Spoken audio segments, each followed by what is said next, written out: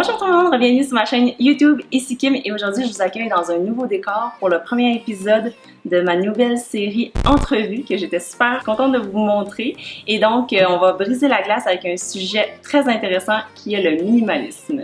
Donc j'ai avec moi l'auteure Josiane Sarrazin-Côté. Bonjour Josiane. Allô, ça va bien? Oui, toi? Merci beaucoup d'avoir accepté mon invitation. Ça fait vraiment plaisir. Donc tu as écrit un livre, Plus de bonheur, moins du reste. Est-ce que ça a été long à écrire? La rédaction comme telle, pas tant que ça. J'ai commencé les discussions avec ma maison d'édition Goélette il y a un bon 2 ans. Pratiquement. Le projet allait de l'avant, puis là, finalement, on changeait d'idée, fait qu'on le réinventait complètement. Puis au fur et à mesure que ça a évolué, pour moi, ça s'est vraiment transformé en livre de développement personnel. Pour aider les gens, les accompagner pas à pas à trouver c'est quoi leur vrai bonheur, puis voir comment dans leur vie de faire plus de place pour ça.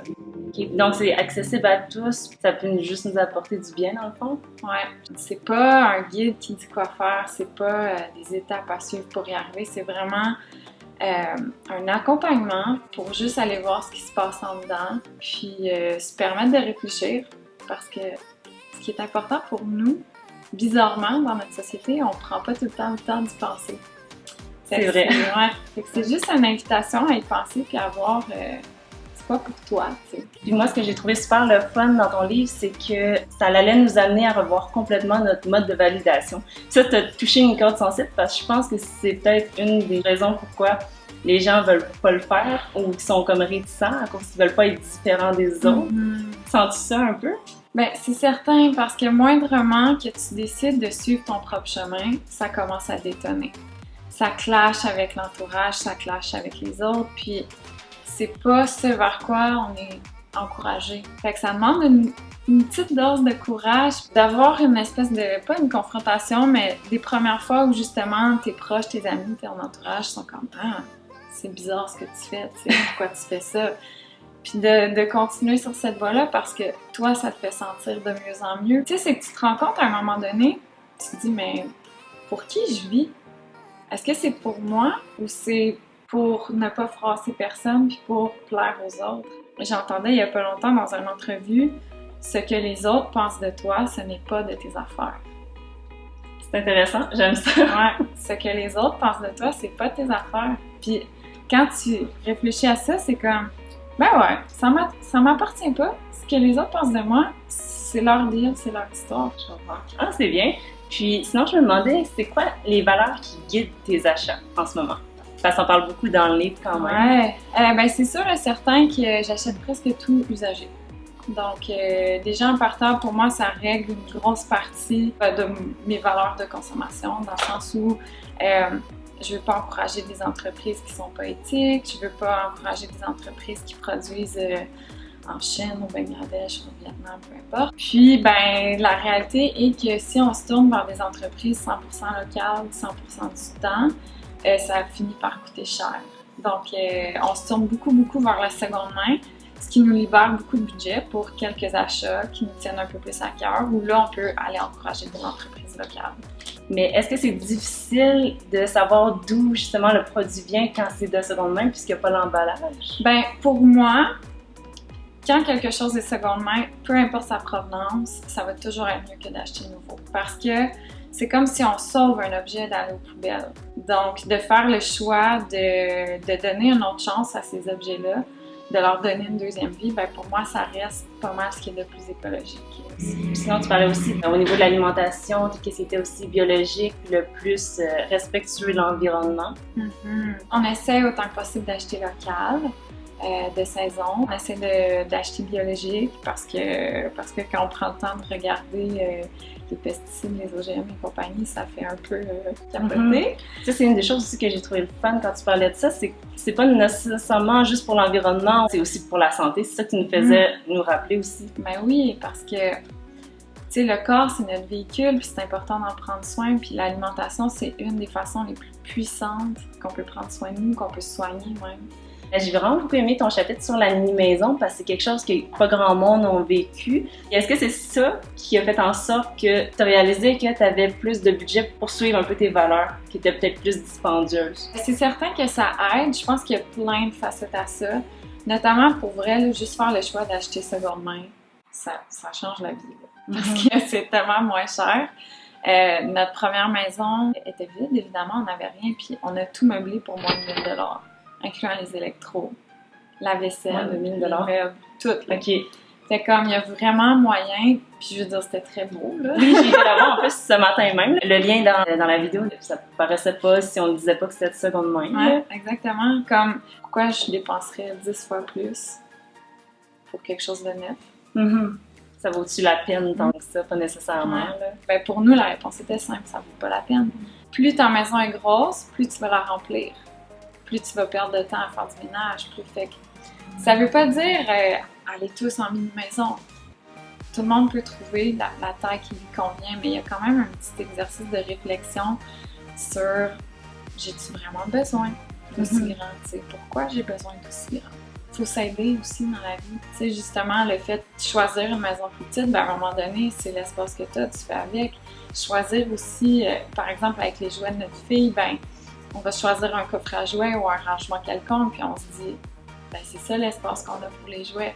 Fait que quand ça dépasse, ben, on fait du tri ou on se pose la question avant de l'acheter. On a-t-il vraiment de la place pour ça? Si la réponse est non, ben, on le prend pas. Ah, c'est bien. On parlait tout à l'heure de prendre soin de notre corps, tout ça. Tu as un chapitre complet dans la salle de bain. Puis tu parlais qu'avant, tu utilisais vraiment beaucoup de médicaments, puis tu as passé à presque pas du tout. Ouais, en fait, avant, j'étais migraineuse diagnostiquée, suivie par des neurologues, puis il n'y avait rien à faire. Puis là, à un moment donné, j'étais comme, ben non, je peux pas vivre comme ça, il doit y avoir quelque chose que je peux faire, ça n'a aucun sens. Tranquillement, tu sais, j'ai fait le choix de couper tout ce qui était chimique, tout ce qui était pas naturel dans mes produits, non seulement de beauté, mais aussi les produits ménagers. Fait que vraiment, dans la maison, de ne plus rentrer rien de chimique, je suis devenue végétarienne, j'ai coupé le gluten, puis j'ai plus jamais fait de migraine. C'est fou. Je lisais ça, je suis comme... C'est à quel point tu nous rappelais que notre corps nous parle, puis il faut l'écouter absolument. Vraiment, ce qu'on met dans notre corps, ce qu'on met sur notre corps, notre peau, ça a vraiment un impact. C'est important que tout le monde fasse son propre processus, son propre chemin, puis c'est comme ça, en fait, qu'on arrive à avoir des habitudes de vie durables. Tu sais, que ça sera pas justement... Que ça vienne de toi. Là. Ouais, que ça sera pas quelque chose que, c'est la mode, on va l'essayer, puis là, t'essaies pendant 3 semaines, puis finalement, t'abandonnes tout, tu sais. Ouais, c'est pour ça que j'ai trouvé ça vraiment bien que ton intro soit vraiment longue, parce que moi, personnellement, ça m'a donné confiance. Je me suis dit, elle fait pas ça juste pour vendre un livre, elle veut vraiment qu'on l'adopte pour que ça nous fasse du bien pour nous à long terme. Tellement, tu sais, c'est ça le but, en fait, puis c'est pour ça que je suis autant fière de ce livre-là, c'est que j'ai l'impression qu'il peut vraiment faire du bien aux gens puis qu'il peut vraiment les aider à trouver leur propre bonheur. Ah, c'est fun. Puis ce que j'ai trouvé fun, c'est ça, c'est qu'il y avait vraiment beaucoup de sections dans la cuisine, zéro déchet, dans ta vie familiale, tout ça. Est-ce qu'il y a une de ces sections-là qui est plus facile qu'une autre pour commencer? Je te dirais probablement la mode. Il y a moyen d'avoir du fun là-dedans aussi. Puis je trouve que la mode, c'est souvent la porte d'entrée des gens. OK. Parce que c'est quand tout le monde a des vêtements, tout le monde a souvent trop de vêtements, puis ils le savent. Fait que c'est comme une première bonne façon de se mettre dans le bain, de trier, de commencer à réfléchir, de commencer à voir, OK, mes vêtements viennent de où, sont produits où, de quelle façon, est-ce que mes choix de consommateurs peuvent être mieux alignés avec mes valeurs, puis tranquillement, amener ça dans les autres sphères des amis. Une fois que tu sais tout ça, ben t'as plus envie d'aller chez Zara ou H&M puis de t'acheter un 25e blouse à 19 $, tu sais. Parce que t'es consciente de tout ce qu'il y a derrière. C'est tant aussi longtemps qu'on regarde pas ça en face, ben, tu sais, je dis ça sans aucun jugement, là, je l'ai fait pendant des années et des années, là. Mais c'est vrai qu'il y en a qui veulent pas parce qu'ils veulent continuer à payer, mettons, pas cher. Tu peux continuer à payer pas cher puis à bien t'habiller en te tournant vers le seconde main, encore une fois. 95% de ma garde-robe est trouvée en friperie, dans des ventes de garage, dans des trucs comme ça, puis je me fais tout le temps demander mes vêtements viennent d'où. Je suis vraiment fière de dire je l'ai pris dans une friperie. Je suis contente aujourd'hui de pouvoir, justement, tu sais, briser l'espèce de stéréotype du minimaliste qui a juste des cordons noirs, puis que sa garde-robe est super plate parce que tout doit aller avec tout, tu sais. Tu peux garder ta personnalité colorée, tu peux rester qui tu es, puis tu peux même comme Ah, c'est beau! Ça encore plus. Ah, c'est bien. Un autre chapitre qui est vraiment en fait central dans ton livre, c'est la vie de famille. Qu'est-ce que tu penses que le minimalisme peut apporter à la vie de famille? Tellement plus de temps ensemble. Ça te ramène un peu à... C'est quoi qui est important avec ton enfant? C'est-tu qu'il soit inscrit à 25 000 activités? C'est-tu qu'il soit inondé de jouets puis qu'il soit un peu overwhelmed par la quantité de choses qu'il y a?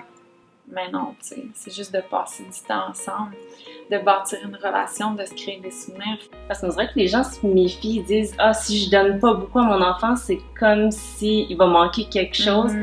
On veut montrer aux autres qu'on prend bien soin, qu'il y a tout ce qu'il veut, mais dans le fond, c'est pas nécessairement ça qu'il veut ou qu'il a besoin. Tu sais, ça part d'une bonne intention. Oui. Justement, comme tu dis, on veut pas que nos enfants manquent de rien. Mais nos enfants, ce qu'ils ont besoin, c'est notre présence et notre amour. Ils ont besoin de 50 000 bébelles, tu sais. Justement, on voit beaucoup d'excès dans les showers de bébés, surtout quand c'est le premier, tout ça, puis il y en a vraiment trop.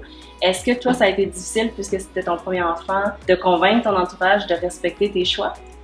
Ça a été quand même un long processus. Dès que je suis tombée enceinte, on a vraiment commencé tout de suite à en parler. Il a fallu avoir des bonnes discussions. Puis il faut comprendre que souvent, c'est pas tu as une discussion puis c'est réglé. C'est quand même un travail à long terme. De ramener la discussion sur genre, je sais que tu veux bien faire puis me faire plaisir, mais ce qui me ferait encore plus plaisir, c'est que blablabla, tu sais. Une activité ou quelque chose de pas nécessairement matériel. Ouais, ou genre, si tu tiens absolument à donner quelque chose de matériel, prends le temps de nous parler, pose-nous des questions, tu sais, peut-être qu'il y a quelque chose qu'on a besoin, puis que oui, ça nous ferait vraiment plaisir que tu nous l'offres, puis là, ça va devenir bien plus spécial parce qu'on va le garder longtemps, on va en prendre soin, il va faire partie de notre vie de famille, tu sais. On dirait que les gens sont pas habitués à te donner rien ou juste du temps, là, que ça va contre nature quasiment, là. Faut juste se reconditionner un peu, tu sais, on est dans une société tellement axée sur la consommation qu'on a tous un travail humain à faire, à se détacher de ça, puis défaire nos patterns de consommation qui sont automatiques, là. Justement, tu vas à quelque part, t'achètes un cadeau, tu vas dans un shower, t'achètes un cadeau, tu rends visite à ton ami qui a un nouveau bébé, t'achètes un cadeau, tu sais, comme... C'est vrai. Puis est-ce que tu parles beaucoup de l'éducation de ta fille dans ton livre? Est-ce que tu as hésité avant de le faire puisque c'est quand même un sujet touché dans la société? Y a-t-il des choses que tu as enlevées ou que tu as hésité vraiment avant de mettre? Pas vraiment parce que on s'empêche beaucoup de parler d'environnement, d'éducation des enfants, tous ces genres de sujets-là parce que justement on veut pas aller déranger les autres. Mais faut en parler. C'est important de prendre parole autant que possible de manière empathique et bienveillante, de garder ça dans juste « voici mon expérience, je vous la partage, si ça allume de quoi chez vous, tant mieux. Si ça vous parle pas pantoute, ben, tu sais, continuez votre chemin, c'est vraiment pas grave. » J'étais super curieuse de savoir si tu avais vécu plus de scepticisme que d'admiration. C'est une bonne question. Je pense que les gens sceptiques, ils m'approchent pas trop. OK. Ouais, non, j'ai plus des remerciements du genre merci, tu sais, ça m'a ouvert à tout ce monde-là. Tu m'as vraiment aidé à me débarrasser de beaucoup de choses, à faire plus de place pour ce qui est vraiment important pour moi. Écoute, j'ai aucune idée si c'est le fait que justement, je donne pas de guide à suivre ou de marche à suivre ou de règlement pour être minimaliste ou quoi que ce soit. Non, les gens sont juste ouverts puis sont contents que ça leur ouvre la porte puis qu'ils puissent aller à leur rythme puis faire comme leur petit bout de chemin sans sentir de la pression puis sans sentir aussi qu'ils sont jugés. Ah, c'est fun. Je vais parler plus en profondeur du livre. Moi, je présente ton livre quand je dis à tout le monde que je l'ai super gros aimé. Je le présente comme étant un mélange de Pierre-Yves McSween, En as-tu vraiment besoin? Et Marie Kondo avec le désencombrement. Est-ce que c'était deux grandes inspirations pour toi? J'ai beaucoup aimé le livre de Pierre-Yves McSween. Je trouve qu'il pose des bonnes questions et qui nous aide justement à réfléchir comme « En as-tu vraiment besoin? » C'est une excellente habitude à se poser cette question-là avant d'acheter quoi que ce soit, tu sais. Marie Kondo, il y a des choses que j'aime beaucoup. Ce que j'aime moins, en fait, c'est que, à mes yeux, à moi, il manque la portion de réflexion derrière le cheminement. Elle, justement, c'est ça, c'est plus par étapes c'est un guide. Si tu veux épurer ta maison, ben, tu sais, suis le guide. Puis c'est bien écrit. Mais pour moi, quand tu prends pas le temps de réfléchir à pourquoi tu fais ça, tu vas juste te remettre dans ton pattern. ça va être le fun pendant 3 semaines, puis tu vas être fier de toi. Puis là, tu vas retourner au centre d'achat, puis tu vas voir qu'il y a des soldes, ou que « Ah, c'est vraiment beau ce petit meuble-là », puis attends de dire, tout ce que tu vas avoir libéré, ça va être rentré. Fait que la portion réflexion, pour moi, puis c'est pour ça que j'en parle autant dans le livre, c'est que c'est ça qui fait en sorte que tu définis tes valeurs, tu détermines ce qui est vraiment important pour toi, puis c'est ça qui t'aide après dans la vie. C'est tellement personnel. Oui, c'est ça qui t'aide à pas succomber, c'est ça qui t'aide à garder ton chemin puis à te ramener, tu sais, quand justement tu peux te laisser tenter par les belles choses. Puis, qu'est-ce que tu espères changer dans les mentalités des gens avec ton livre? J'espère juste que les gens réalisent que le vrai bonheur n'est pas matériel. Que le bonheur matériel, c'est éphémère. Puis que souvent, ça masque quelque chose. C'est bien dit. Puis tu sais, faut être prêt à faire ce cheminement-là. Puis ça veut pas dire qu'en lisant le livre, on va se sentir prêt à le faire, mais ça va ouvrir une porte, tu sais. J'espère juste que ça va guider doucement les gens à arrêter de gaspiller leur énergie, leur temps, leur argent, des personnes, des entreprises, des moments qui, au final, les rejoignent pas du tout, tu sais. Mm-hmm. C'est une belle invitation à se remettre en priorité, à vraiment revenir à c'est quoi qui est important pour moi, puis pourquoi ça prend pas plus de place dans ma vie, tu sais. C'est quoi la plus grosse excuse ou résistance que tu sens chez les gens qui disent « Ah, ben toi, t'es déjà parti, mais moi, je pourrais pas faire ça. » C'est souvent une question de facilité. Tu sais, qu'on pense que c'est plus facile de juste continuer comme on le vit actuellement, que c'est bien compliqué de changer nos habitudes, ou que c'est bien plus cher de faire des choix comme ça, tu sais, alors que non. Je veux dire, nous, quand on a choisi de faire des changements comme ça dans notre vie, c'est là qu'on a eu le plus d'argent, en guillemets, pas parce qu'on gagnait plus, juste parce qu'on dépensait beaucoup mieux notre argent. Fait que c'est des fausses excuses de dire que ça coûte cher ou qu'on n'a pas le budget ou que c'est trop compliqué. Faut le faire, par exemple, pour s'en rendre compte. Une fois que t'es là-dedans, t'es comme « Oh my God, voir que j'ai pas fait ça plus tôt, tu sais. » Puis, est-ce que toi qui as beaucoup voyagé, est-ce qu'il y a des façons de faire ou des choses qui manquent à notre société en ce moment pour nous faciliter la vie, par exemple, avec qu'est-ce qui est zéro déchet ou le compost? On s'en vient de mieux en mieux, puis surtout au Québec, tu sais, il y a du compost dans beaucoup de municipalités maintenant. Le zéro déchet est de plus en plus accessible. Où on a le plus gros problème, à mon avis, c'est notre pattern de c'est le week-end, on s'en va au Costco, c'est le week-end, on s'en va magasiner, on s'en va au centre d'achat, puis de remplir nos temps libres de commission. Ouais. Les fins de semaine. De tâches. Des commissions. Mais pourquoi, tu sais? C'est juste normal d'être tout le temps dans les boutiques, puis d'acheter plus de choses, puis de... Je vais te gâter, on s'en va au resto, je vais te gâter, on va s'acheter quelque chose. Puis tu sais, se récompenser, c'est cool, là. C'est vraiment... Tu sais, nous aussi, on se récompense, puis on va dans des bons restos et tout. Mais c'est des récompenses. C'est pas quelque chose qu'on fait systématiquement dès qu'on a un temps libre, tu sais. J'ai l'impression que c'est ça que les gens pensent, ouais. qu'ils associent ça. Je veux pas arrêter de vivre. Ouais. Au contraire, tu vas commencer à vivre. Ah, c'est un bel argument, Mathieu. Ouais, pour vrai, parce que tu vas vivre selon ce qui te rend heureux.